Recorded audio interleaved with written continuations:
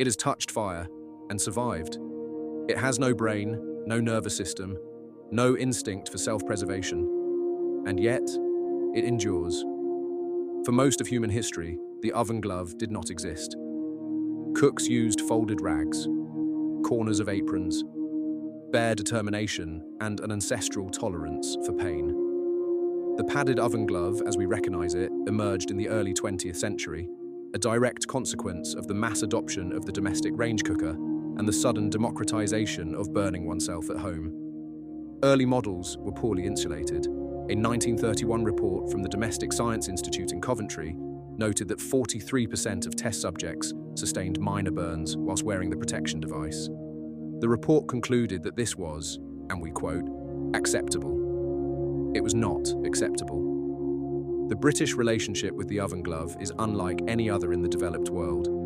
Surveys conducted between 2014 and 2019 by the Slough Institute for Household Behaviour found that 61% of British adults consistently put the oven glove on their non-dominant hand. Not out of preference, not out of habit, simply because it was closer. A further 22% reported owning only one glove, the other lost to an event they described as just one of those things. No further explanation was offered. None was sought. In December 2003, the Wolverhampton branch of a national charity shop received, in a single week, 47 donated oven gloves. All single, none matching. The event was investigated. No conclusion was reached. It is now referred to internally by charity retail historians as the Wolverhampton Surplus. It remains the largest single-site accumulation of unmatched oven handware ever recorded in the West Midlands.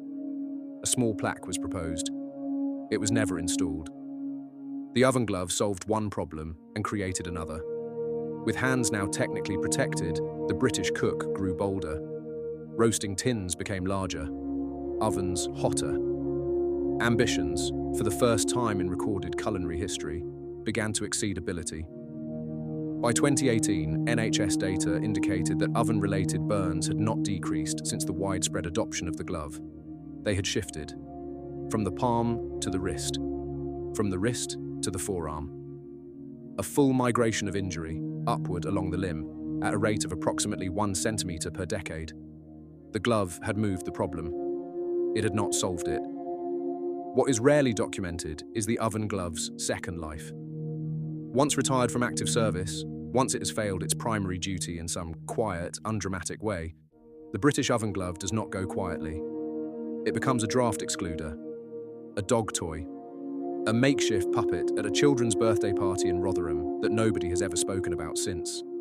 Researchers at the University of East Anglia estimated in 2021 that the average British oven glove outlives its original purpose by 11 years. It continues. It adapts. It asks for nothing. It is, in this respect, more resilient than most of the households it serves. There is something the oven glove understands that we do not. That heat is constant. That it was here before us and will outlast every appliance we have ever purchased on finance. That the only honest response to fire is a measured, padded, utterly humble act of not getting burned. We have not listened to this lesson. We put the glove on the wrong hand. We lose its partner. We make it into a puppet and forget about it in a drawer for a decade. And when we finally need it again, it is there, waiting. Slightly stiff, slightly scorched, still doing the job. Next time the doormat. It has seen everyone who has ever entered your home. It has never been invited in. We investigate.